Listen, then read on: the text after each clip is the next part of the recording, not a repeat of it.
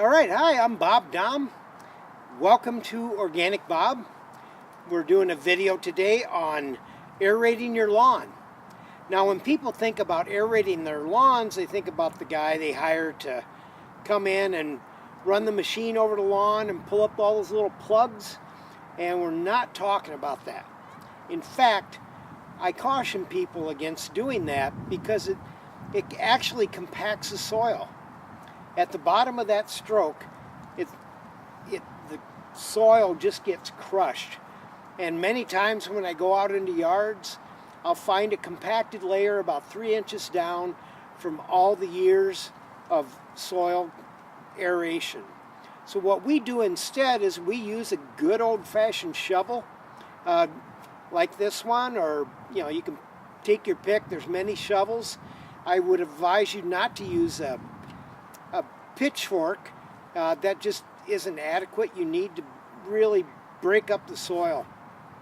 And the way we do it is we just take it and we put it in the ground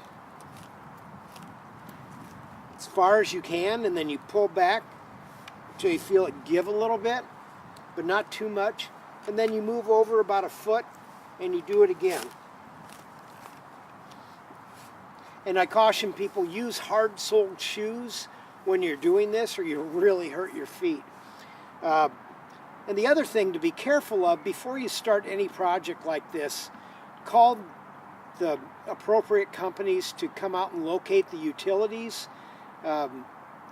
Many places you just dial 811. So locate those utilities so you're all safe and avoid them. Then also what we do, after that, we'll overseed with a good low maintenance grass seed. We'll put down an organic fertilizer, and then 300 to 500 pounds of compost per 1,000 square feet. And what happens is the compost will go into those holes that left by the shovel, and the microbes in that will flow out into the adjoining soil, and they do a far better job of aerating the soil than anything we can do.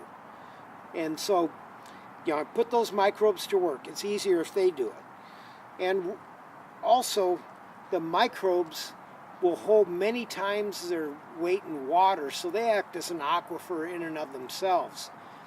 Now, some of the reasons why you want to relieve compaction is if the soil is compacted, water can't infiltrate, and neither the roots can't go through it either. So you end up with a shallow root zone, and then the water will pool at that layer of compaction, and it begins to ferment, and it turns anaerobic, and if it stinks.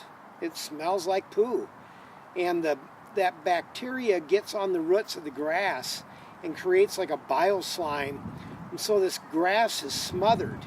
It can't take in air, it can't take in nutrients, has a hard time taking in water, so it's a bad condition for grass. And weeds, on the other hand, love these conditions. They love that acidic soil caused by that anaerobic water. And so creeping Charlie, dandelions, violets, plantain, a lot of broadleaf weeds love these conditions. And if you correct these conditions, those weeds will slowly go away as the grass gets stronger. So that, in a nutshell, is why and how we aerate lawns. All right, we'll take a closer look here at our deep aerating. That's a good one. We got in there nice and deep. The spacing is really important. Now, I use a shovel. It's 8 inches across that way, or 12 inches that way, and the whole metal part's 18. So if it's weedy, you want them closer. If it's dry, you want them closer. Otherwise, you can just spread them out. And here, we're not getting quite as deep as I like, but we're running into rocks or something. So you do what you can. And there, that's a really good one. And we'll just, whoops, push that up too far. So we'll just pop it back down. And we'll take another swing at it here. Yeah, that's another good one. So we want to make sure too that you go as vertical as you can. Now these are some good spots here. And that one's still a little too high, so we'll just push him down some more. And there, that's about what it should look like when you're done. Keep your cores close together in weedy or dry areas. And if you pry up too high, just push it back down with your foot and go as deep and vertical with the shovel as you can. There you go. Thank you very much.